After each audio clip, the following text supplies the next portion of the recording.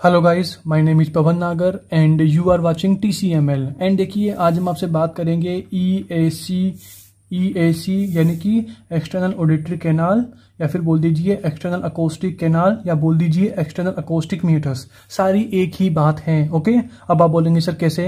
देखिए, जो ऑडिटरी और अकोस्टिक है ना, ये दोनों वर्ड इंटरचेंजेबल है। आप एक्सटर्नल ऑडिटरी कैनाल भी बोल सकते हो, आप एक्सटर्नल अकोस्टिक कैनाल भी बोल सकते हो, और उसी के साथ साथ कैनाल और मीटर्स, ये दोनों वर्ड भी यहाँ पर इंटरचेंजेबल है। आप एक्सटर्नल ऑडिटरी मीटर्स भी बोल सकते हो, आप एक्सटर्नल अकोस्टिक मीटर्स भी बोल सकते हो।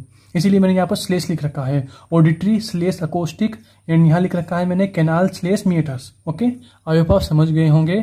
एक्सटर्नल ऑडिटरी कैनाल या एक्सटर्नल अकोस्टिक मीटर्स या एक्सटर्नल अकोस्टिक कैनाल, सारी एक ही बात है। ओके, ये हो गया। एंड देखिए, इसको भी हम टोटल 6 पॉइंट के अंदर फिनिश करेंगे। This is number first, number second, number third, number fourth, number fifth and number 6 point. Okay, and देखिए, आपको पता हो तो हमने जो हमारा पिन्ना है या ओरिकल है, उसे भी 6 पॉइंट के अंदर एक्सप्लेन किया था। क्योंकि यार अभी हमारी पूरी बात किस पे चल रही है? हमारी बात चल रही है पूरी की पूरी एक्सटर्नल ईयर पर। इसके जस्ट पहले वाली वीडियो में बताया था मैंने कि हम पूरे के पूरे एक्सटर्नल ईयर को 3 पॉइंट के अंदर फिनिश करेंगे। सबसे पहले हम पढ़ेंगे ओरिकल या पिन्ना, देन EAC, देखिए दिस इज EAC यानी कि एक्सटर्नल ऑडिटरी कैनाल, एंड तीसरा पढ़ेंगे टिम्पेनिक मेम्ब्रेन। ओके, एंड ये वाला पूरा का पूरा चार्ट और ये वाला पूरा का पूरा पेज, ये पूरा मैंने एक्सप्लेन किया था इसके जस्ट पहले वाली वीडियो में। एंड देखिए, मैं इसकी बात यहाँ पे इसलिए कर रहा हूँ कि जो ये एक पेज है ना, इसे आपको अलग से नहीं बनाना है। मतलब सारा ओरिकल का कंटेंट आपको इसी एक चार्ट के अंदर लाना है। और देखिए, इस एक पेज के अंदर मैंने क्या बताया था, यहाँ पर मैंने बताया था ये 2, मतलब कि मैंने इसके अंदर डिजीज एक्सप्लेन की थी पूरे के पूरे ओरिकल की, कि हमारी जो इन्फ्लामेटरी डिजीज होती है वो टोटल 3 होती है। देखिए, यहाँ पे मैंने एरो लगा के 3 लिख रखा है, 1 2 3, मतलब एरो लगा के 3 पॉइंट कर रखे हैं। 3 इन्फ्लामेटरी डिजीज कौन सी होती है? सबसे पहले होती है पेरिकोंड्राइटिस, देन रिलेप्सिंग वाली, एंड देन फिर कॉन्डोडर्मेटाइटिस। ओके, तो ये 1 2 3 ये 3 इन्फ्लामेटरी डिजीज होती हैं। तो देखिए, इन दोनों को भी जो मैंने अलग पेज में लिख रखी है, इन्हें आप ऐसे अलग पेज में मत लिखना। यहीं पर आप इन्फ्लामेटरी के सामने 3 पॉइंट लगाना, और तीनों डिजीज को ये वाली इसको एक ही चार्ट में कर देना, जैसा आपको यहाँ दिख रहा है, इसी में लिख देना, बिल्कुल छोटा छोटा लिखना, ताकि आपको सारी चीज़ें एक ही जगह मिल जाए, आपको अलग पेज न बनाना पड़े। ओके, उसी के साथ देखिए, यहाँ पर मैंने हेमेटोमा और कीलोइड, हेमेटोमा के 3 पॉइंट और कीलोइड के 3 पॉइंट लिख रखे हैं। ये दोनों क्या है? These are the traumatic disease of auricle या pinna, traumatic auricle. Okay, and मैंने यहाँ लिख रखा है, देखिए हेमेटोमा के मैंने टोटल 3 पॉइंट बताए। देखिए, हेमेटोमा 3 पॉइंट, तो इन 3 पॉइंट को भी आप अलग से इस पेज में मत लिखना, यहीं पर छोटा छोटा लिख देना। इसीलिए मैंने यहाँ पर एरो लगाकर 3 पॉइंट लिख रखे हैं। ये 3 पॉइंट किसके हैं? इसके हैं, हेमेटोमा के। देन कीलोइड के आगे मैंने 2 पॉइंट 2 एरो लगा रखे हैं। कीलोइड के 2 एरो मतलब ये वाले, कि आपको अलग से नहीं लिखना है, सारा इसी में एडजस्ट करना है। थोड़ा छोटा छोटा लिख देना, ताकि जिस तरह आपको ये चार्ट दिख रहा है, सारा काम इसी में हो जाए। ओके, तो आई होप आप समझ गए होंगे। तो फाइनली आपके पास ये वाला पेज पूरा गायब हो गया। ओरिकल के लिए ओनली ये पूरा का पूरा इस टाइप का आपके पास चार्ट आपको मिलेगा फाइनली। ओके, ये हो गया। एंड देखिए, हमारा जो EAC का है, मैंने बोला कि हमने ओरिकल को भी 6 पॉइंट 1 2 3 4 5 6 पॉइंट के अंदर एक्सप्लेन किया था। फर्स्ट पॉइंट के अंदर डेवलपमेंट था, लास्ट पॉइंट के अंदर डिजीज थी। तो यहाँ पर भी कुछ वैसा ही है। हमने EAC के फर्स्ट पॉइंट के अंदर डेवलपमेंट लिख रखा है, लास्ट पॉइंट के अंदर पूरी की पूरी इसकी डिजीज बता रखी है। और देखिए, इसकी डिजीज और इसकी डिजीज काफ़ी सिमिलरिटीज़ है। देखिए, स्टार्टिंग के 4 पॉइंट दोनों में सिमिलर है। Congenital inflammatory traumatic tumour, congenital inflammatory traumatic tumour, पूरे A to Z डिट्टो हैं। बस इसमें हम एक डिजीज और एक्स्ट्रा पढ़ते हैं, जिसे हम बोलते हैं मिसलेनियस, मतलब कि कुछ और चीज़ें, कुछ और रीजन से हमारी डिजीज हो जाए। अब मिसलेनियस यानी कि हम इसके अंदर पढ़ेंगे 2 टाइप की डिजीज। 2 टाइप की कौन सी? सबसे पहले हम पढ़ेंगे वेक्स के कारण, क्योंकि आपको पता होगा कि हमारी जो कैनाल होती है, एक्सटर्नल ऑडिटरी कैनाल होती है, इसके अंदर क्या होता है? हमारा वेक्स प्रेजेंट होता है। तो ऑफ कोर्स अगर वो वेक्स कुछ ज़्यादा ही बन गया तो लफड़े हो सकते हैं। एंड सेकंड कौन सी है? फॉरेन बॉडी यानी कि आपके कान के अंदर कोई मक्खी घुस गई, कोई कीड़ा घुस गया, तो ऑफ कोर्स उसके कारण भी कोई ना कोई लफड़ा हो सकता है। या फिर आप जानते हो ना, क्यूटिप, आप कान साफ करने के लिए क्यूटिप यूज करते हो, तो उससे भी हमारे कान में क्या क्या डैमेज हो सकते हैं, वो सारी हम पढ़ेंगे फॉरेन बॉडी के अंदर। ओवरऑल देखिए, हम फॉरेन बॉडी को 2 पॉइंट के अंदर पढ़ेंगे, लिविंग और नॉन लिविंग। मतलब कि मक्खी, मच्छर, कीड़ा घुस गया, तो ऑफकोर्स वह क्या है? मक्खी, मच्छर या कोई कीड़ा हमारी कैनाल के अंदर घुस गया, एक्सटर्नल ऑडिटरी कैनाल के अंदर घुस गया, तो वह क्या है? These are living foreign bodies. अरे बाहर से ही तो, ये अपनी बॉडी की थोड़ी है वो। एंड नॉन लिविंग यानी कि कोई कागज घुस गया अंदर, कोई पेंसिल के आगे की नोब होती वो चली गई, कोई बंदा पेंसिल से कान साफ कर रहा था, या फिर क्यूटिप की जो कॉटन है वो फंस गई। Overall non living foreign body, या फिर मतलब दो पार्ट में, मतलब दो, लिविंग और नॉन लिविंग, दो टाइप से हमें पढ़नी है फॉरेन बॉडी। तो ओवरऑल कोई ना डिजीज की बात बाद में करेंगे, पहले आते हैं हम 6 पॉइंट्स पर कि इनमें मैंने क्या बता रखा है। तो सबसे पहले आते हैं हम डेवलपमेंट पर, ईएससी का डेवलपमेंट। तो देखिए, develop from first pharyngeal cleft, या फिर बोल दीजिए एक्टोडर्म। मैंने बोला भी था आपको कि फेरिंजियल क्लेफ्ट यानी कि 3 वर्ड आपके दिमाग में आने चाहिए जिन्हें आप पढ़ते हो एम्ब्रियोलॉजी के अंदर, और वो 3 वर्ड क्या है? फेरिंजियल आर्च, फेरिंजियल क्लेफ्ट और फेरिंजियल पाउच। मैंने आपको यहाँ भी बताया था, ओरिकल के डेवलपमेंट में बताया था कि Oracle this is develop from first and second pharyngeal arch. And फिर मैंने यहाँ बताया था आपको कि जो first and second pharyngeal arch है ये सराउंड करते हैं किसको? ईएससी को, एक्सटर्नल ऑडिटरी कैनाल को। देखिए ना, ESC external auditory canal, okay. ये तो ऑफ कोर्स क्लियर हो गया कि हमारी ESC this is develop from ectoderm, हमारी कैनाल तो डेवलप होती है एक्टोडर्म से, ओके, फर्स्ट फेरिंजियल क्लेफ्ट से। एंड जो हमारा ओरिकल या पिन्ना है this is develop from mesoderm यानी कि first and second pharyngeal arch, okay, ये हो गया।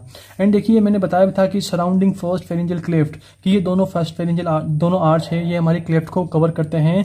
तो आप इससे ऐसा भी समझ सकते हैं कि आपको भी देखिए स्क्रीन पे फोटो दिख रहा होगा, एंड में वहां पे आपको दिख भी रहा होगा, आप इससे देख लीजिए। ये ऑफकोर्स ये हमारा ईयर है, ओके। एंड ईयर के सेंटर में क्या होती है? एक्सटर्नल ऑडिटरी कैनाल होती है, और इसके चारों तरफ क्या होता है? पिन्ना होता है। तो ऑफ कोर्स ये पूरा का जो चारों तरफ का पिन्ना है ये डेवलप हुआ है first and second pharyngeal arch से, ओके। एंड वही तो लिख रखा है, ईएससी के चारों तरफ क्या होता है? हमारा पिन्ना होता है। ईएससी के चारों तरफ हमारा पिन्ना होता है। और यहाँ पे क्या है? यहाँ पे भी वही है, देखिए ना, यहाँ पे भी तो वही लिख रखा है मैंने कि ईएससी ये सेंटर में होगी और इसके चारों तरफ क्या होगा? पिन्ना होगा। First and second pharyngeal arch यानी कि पिन्ना, और फेरिंजियल क्लेफ्ट यानी कि ईएससी कैनाल। तो देखिए, वही क्लेफ्ट के चारों तरफ आर्च होता है, या फिर बोल दीजिए कैनाल के चारों तरफ, ईएससी के चारों तरफ पिन्ना होता है। अबे ईएससी को ईएससी बोलूं या क्लेफ्ट बोलूं एक ही बात है ना, इसे मैं पिन्ना बोलूं या आर्च बोलूं एक ही बात है। तो वही है, हमारे क्लेफ्ट के चारों तरफ आर्च होता है या फिर ईएससी के चारों तरफ पिन्ना होता है, ओके। अभी आप समझ गए होंगे। एंड देखिए, यहाँ पर मैंने इसके 3 डिजीज लिख रखी हैं। सबसे पहले लिख रखा है मैंने स्टीनोसिस, देन अट्रेशिया, देन कोल ओरल, या फिर बोल दीजिए सर्वाइको ओरल फिस्टुला। मतलब ओवरऑल आप ये 3 पढ़ते हो कॉन्जेनाइटल डिजीज के अंदर, किसकी? ईएससी की। और देखिए, जो स्टीनोसिस है ना, इसे आप ज़्यादा नहीं पढ़ते हो। ओवरऑल यूँ है कि मुझे इसकी बात यहाँ पर नहीं करनी है, ईएससी के अंदर इसकी बात नहीं करनी है। मुझे ओनली इन 2 ही डिजीज की बात करनी है, किसके अंदर? ईएससी के अंदर। अब आप बोलेंगे सर फिर आपने ये क्यों लिखा? देखिए, इसको लिखने का मतलब ये है कि जो फर्स्ट वाला वर्ड और सेकेंड वाला वर्ड है ना, बोथ आर सिमिलर वर्ड। मतलब कि अगर आप इस वर्ड के साथ ये वाला समझ लोगे ना, तो आपके लिए और भी चीज़ें सिंपल होगी। क्योंकि स्टीनोसिस है ना, इसे आप कहाँ पढ़ोगे? ईएनटी में और जगह, जस्ट लाइक नोज में, जस्ट लाइक थ्रोट में, ओके। एंड अब समझते हैं पहले वाले इन दोनों वर्ड का मतलब कि इनका मतलब क्या है। तो देखिए, अट्रेशिया ये word this is journal term. आपने अगर पैथोलॉजी पढ़ी हो तो आपने वहाँ भी पढ़ा होगा ये, और आप जब आपने अगर मेडिसिन पढ़ी हो तो वहाँ भी पढ़ा होगा। एंड ऑफ कोर्स मैंने बोला एट्रेशिया, ये सारे के सारे तीनों क्लिनिकल क्या है? दीज आर डेवलपमेंटल डिसऑर्डर, या फिर बोल दीजिए कंजेनाइटल डिसऑर्डर्स। कंजेनाइटल डिसऑर्डर यानी कि आपने इन्हें कहाँ पढ़ा होगा? एम्ब्रियोलॉजी के अंदर, फर्स्ट ईयर के अंदर। ओवरऑल तीनों के तीनों ही स्टीनोसिस, अट्रेशिया और फिस्टुला ये तीनों जर्नल वर्ड है। अब आते हैं इनके मीनिंग पर। सबसे पहले आते हैं अट्रेशिया। देखिए, अट्रेशिया ये क्या होता है? देखिए, अट्रेशिया का मतलब पहली बात तो ये है कि अट्रेशिया और स्टीनोसिस दोनों वर्ड यूज होते हैं ट्यूब के लिए या फिर कोई नलची जैसी स्ट्रक्चर के लिए जो हमारी बॉडी में प्रेजेंट होती हैं। अब आप बोलेंगे सर नलची जैसी स्ट्रक्चर मतलब? जस्ट लाइक ये दोनों वर्ड यूज होते हैं किसके लिए? इसोफेगस के लिए, yes, this is muscular tube, या फिर बोल दीजिए जीआईटी के लिए, वो भी ट्यूब ही है। और अभी हम क्या पढ़ रहे हैं? ईएससी यानी कि एक्सटर्नल ऑडिटरी कैनाल, यानी फिर ऑफकोर्स वो भी वही है, ओके, वही।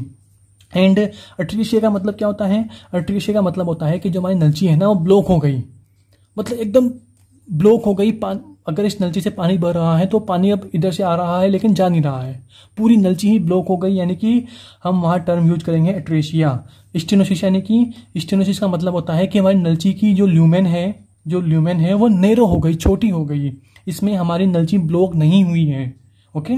तो अट्रेशिया यानी कि हमारी जो ट्यूब है वो ब्लॉक हो गई, यानी कि एक्सटर्नल ऑडिटरी कैनाल या फिर बोल दीजिए इसोफेगस क्या पढ़ोगे ना आप, oesophageal atresia, EAC atresia of external auditory canal, यानी कि हमारी एक्सटर्नल ऑडिटरी कैनाल पूरी की पूरी ब्लॉक हो गई, हमारी इसोफेगस पूरी की पूरी ब्लॉक हो गई। आप इसे कहाँ पढ़ते हो, नोज के अंदर भी पढ़ते हो आप, कोएनल एट्रेशिया।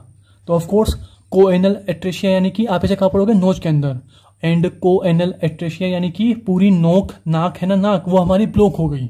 ओके, मतलब बंदे को सांस ही नहीं आ रहा, नाक से हवा पास ही नहीं हो पा रही, तो कोएनल एट्रेशिया। एंड स्टेनोसिस यानी कि नैरोइंग। एंड मैंने बोला कि आप इस वर्ड को, स्टेनोसिस को यहाँ नहीं पढ़ते हो। स्टेनोसिस आप कहाँ पढ़ोगे, इसे आप पढ़ोगे इसोफेगस के अंदर, like oesophageal stenosis, just like GIT के अंदर हमारे जीआईटी की ल्यूमेन अगर नैरो हो जाएगी तो आप वहाँ पढ़ोगे स्टेनोसिस। ओके, ये हो गया। उसके बाद आते हैं फिस्टुला। देखिए फिस्टुला ये भी एक जनरल टर्म है, एंड वहीं इसे आप कहाँ पढ़ते हो, सबसे पहले आप इसे पढ़ते हो एम्ब्रियोलॉजी के अंदर। अगर आपने फर्स्ट ईयर में एम्ब्रियो ढंग से पढ़ी हो तो ऑफकोर्स आपने वहाँ ये पढ़ा होगा फिस्टुला। एंड देखिए फिस्टुला का मतलब होता है एक नलची जो कि दो स्ट्रक्चर को आपस में कनेक्ट कर रही हैं, या फिर बोल दीजिए this is the connection between two hollow space. अब देखिए यहाँ पर मैंने क्या लिख रखा है, सर्वाइको ओरल फिस्टुला, मतलब यहाँ पर जो नलची है ना, ये फिस्टुला है ना, वो नलची इन दोनों को कनेक्ट कर रही है। सर्वाइकल यानी कि हमारे नेक को किससे कनेक्ट कर रही है, ओरल यानी कि इसका मतलब है हमारा EAC या फिर बोल दीजिए मिडिल ईयर।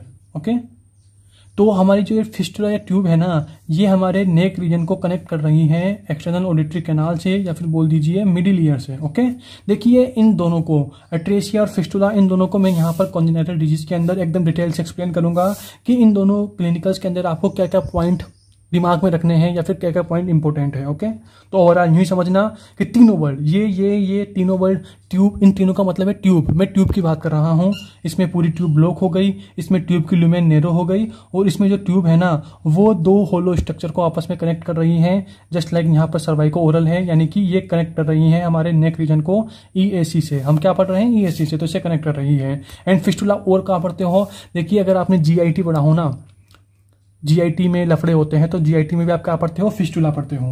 ओके, उसी के साथ आप फिस्टुला कहाँ पढ़ते हो, ट्रेकियो इसोफेजियल फिस्टुला। जब हम ENT में थ्रोट की बात करेंगे तो वहां बताएंगे आपको ट्रेकियो इसोफेजियल फिस्टुला। देखिए मैं जो भी बोल रहा हूं ना, ये वर्ड, सारे वर्ड मैं आपको लिख के दिखाऊंगा। कहाँ पर, कॉन्जेनिटल डिजीज ऑफ EAC के अंदर, क्योंकि इसकी हमारी एक पूरी अलग से सेपरेट वीडियो आएगी जिसमें हम पूरे डिजीज को एक्सप्लेन करेंगे, EAC की डिजीज को। यार यहाँ भी तो ऐसे ही किया था, ओरिकल या पिन्ना की पूरी डिजीज को हमने अलग से एक्सप्लेन किया था अलग वीडियो में, तो यहाँ पर भी आएगी, और जो भी मैं बोल रहा हूँ सबको मैं लिख के बताऊंगा। ओके, तो ये हो गया, तो फर्स्ट पॉइंट कंप्लीट। अब आते हैं सेकंड पॉइंट, एंड यहाँ पर मैंने लिख रखा है दिस इज 24 मिलीमीटर लॉन्ग।